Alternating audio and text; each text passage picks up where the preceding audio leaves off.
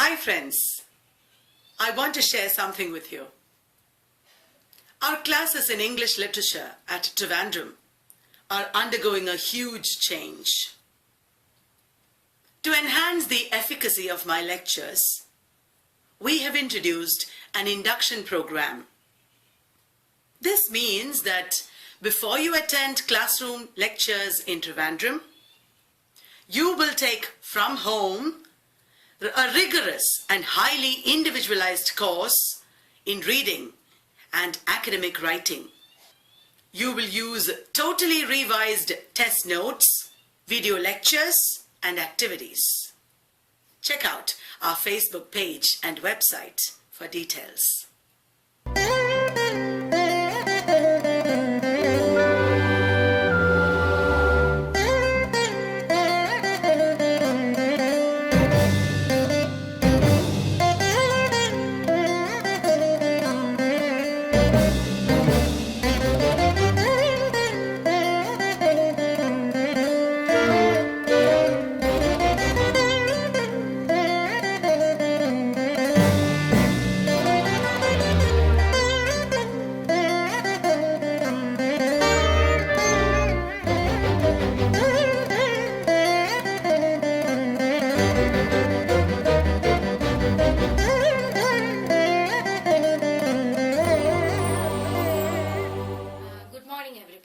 Today I am going to discuss Yann Martel's 2010 novel Beatrice and Virgil.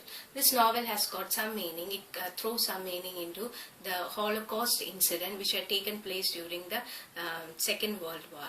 This novel uses an animal allegory to talk about an event which demonstrated human cruelty.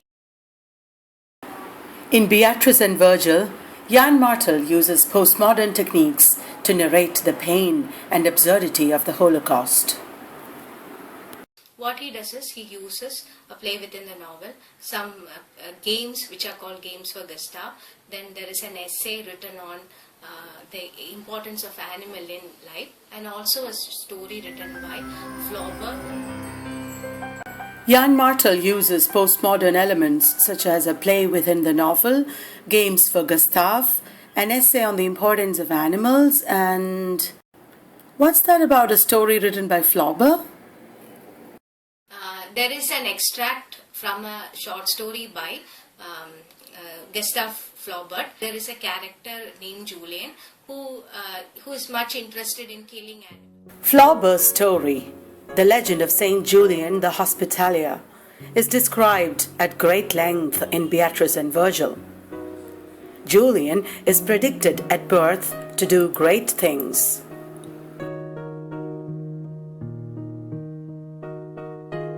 His parents dote on him. After Julian kills a mouse who disturbed him in church, his cruelty towards animals grows and culminates in his massacre of an entire valley of deer.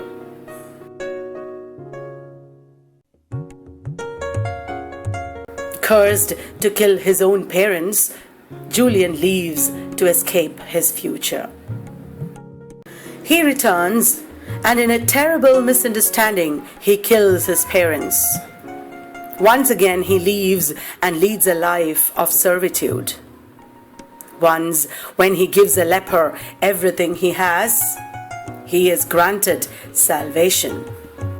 He is given salvation for killing human beings, but then he is not asking forgiveness for all the countless animals that he has killed. So Martel has cleverly put extracts from this novel, and later in the novel you will see that he juxtaposes both killing of animals as well as the killing of Jews.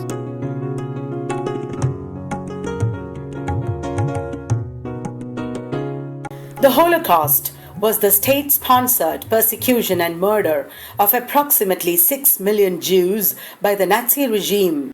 The Nazis, who came to power in Germany in January 1933, believed that Germans were racially superior and that the Jews, deemed inferior, were an alien threat to the German community.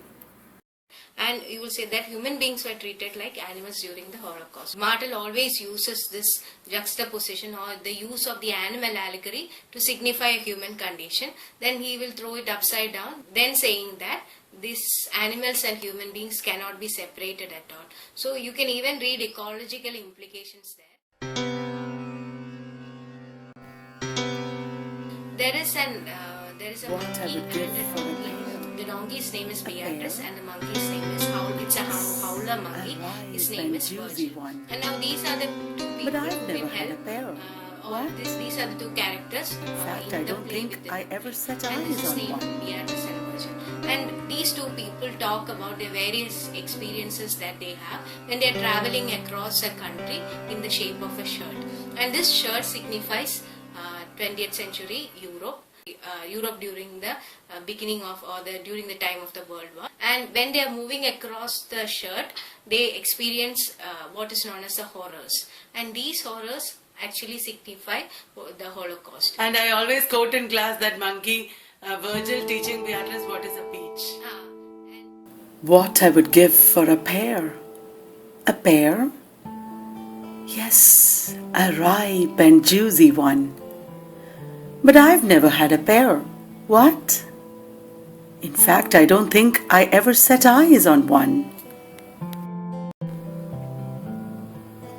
How is that possible? It's a common fruit. My parents were always eating apples and carrots. I guess they didn't like pears. But pears are so good. I bet you there's a pear tree right round here. Describe a pear for me. What's a pear like? I can try.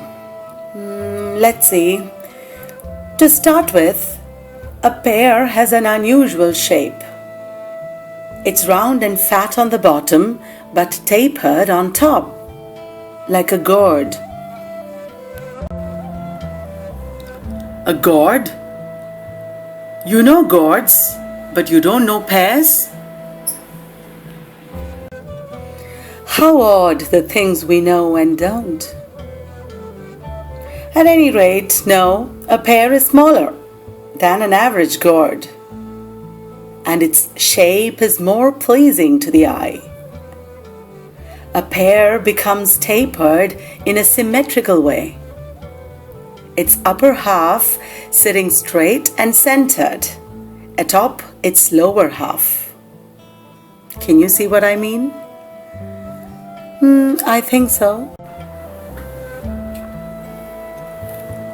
And Virgil goes on to show Beatrice that in a pear there is an apple, a banana, an egg, a gourd, and whatnot.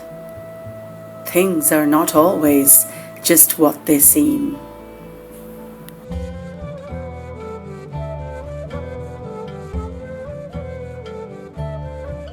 He explains various food items. He will say that whenever he thinks about anything, it will end up in a conversation in food. And you will see that is because the people during in the concentration camps, they were constantly starved, and whenever they talk about their experiences, they think about pleasant food. What was missed most in the concentration camps was food. Food was a symbol of their trauma. Beatrice and Virgil, both of them are killed by a boy who comes there, and this boy is responsible for the death of two mothers and their children. Obviously the boy is a German, and he follows two Jewish women. So what the women do is they roll up their clothes and they step into a pond and they drown the babies in the pond, so that the children will not be killed by the persecutors, from the people who are following them. And this is a theme which is there in Holocaust literature, that is mothers who kill their own children so that they will not be taken for any kind of experiment or even any kind of torture in the future. So the two women, they kill their children. After that, they also kill themselves. So the same boy kills Beatrice and Virgil, and that is how the book ends. And towards the end, after the story ends, he has attached a set of games, 13 games known as Games for Gustav. And when you read that, you will see that it all deals with the different unspeakable things which happened during the Holocaust. Last one is Left Empty. It does not have any questions, and that is also a kind of postmodernist technique. Probably the person is dead. Yeah, maybe. There is no one left to play the game. Yeah, and these are games played by Beatrice and Virgil just to entertain themselves during their walks across the horrors throughout the countries across the shirt. And another thing you will see that is that Beatrice is a very gentle kind of person, and Donkey, you mean? Virgil is a very aggressive kind of person. And all this, there are 3 descriptions, 3 lookout notices for him. He specifies that he is very aggressive and he howls really well. And this is a kind of description of a man who has gone through a lot of bad things. The story of Beatrice and Virgil is a play within the novel. The protagonist in the frame narrative is Henry. Henry is a novelist who has won much acclaim for his second novel, which featured wild animals. But when his next book, an attempt to find a new way of writing about the Holocaust, is rejected by his publisher, he stops writing and moves to a new city. One day, Henry receives a strange piece of mail, a photocopy of Flaubert's short story, The Legend of Saint Julian Hospitaller. As we have already seen, this is about a saint who in his youth enjoys massacring wild animals. The story is accompanied by a dialogue between 2 characters, Beatrice and Virgil.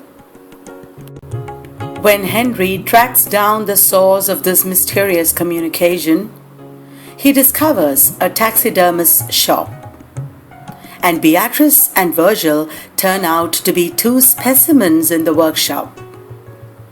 The taxidermist, also called Henry, is trying to write a play about a monkey and a donkey circling around events called the horrors. According to the taxidermist, the horrors refers to the extermination of animals. But Henry comes to believe that, like himself, the taxidermist is trying to describe the Holocaust. After all this, after he reads the play, suddenly the taxidermist gets angry. He talks about his past, and it's obvious that he also played some kind of a role in being they had what is known as SS in the concentration camps. At the climax of the novel, Henry realizes he has been wrong about the taxidermist's narrative of the Holocaust. The taxidermist was a Nazi. His point of view changed. Henry rejects the taxidermist's story. I noticed that there are so many parallels between Beatrice and Virgil and Life of Pi. A writer who is writing this novel, and how the story gets to be written, changes in the story, and then taxidermist on one hand, a zookeeper on the other, and animals being treated like human beings, and then trauma, obviously, people thrown into existential situations of great trauma and survival, and then the animal allegory is also. Yeah, animal allegory in both, yes. And the naming in both, name is an important motive in both novels. Why are they called Beatrice and Virgil of all names?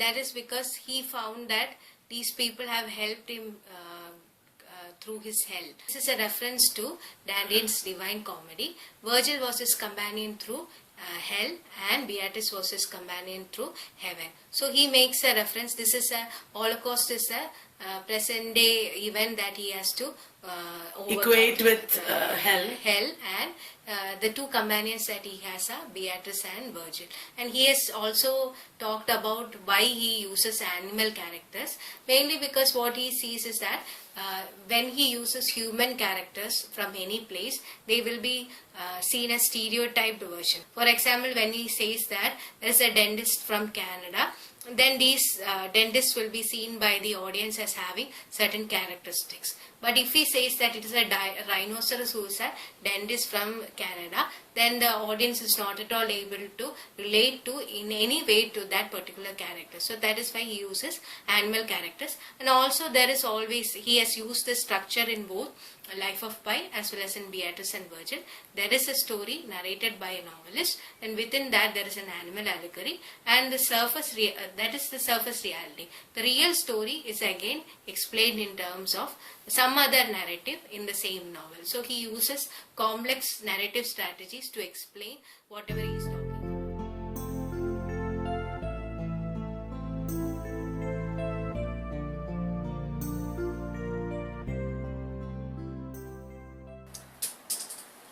Good morning, friends. Today we are going to see Yann Martel, postmodernist and the writer who used in his life animal allegories in an effective way. He was born in Salamanca, Spain. He is known as a Canadian writer. His nationality is Canadian.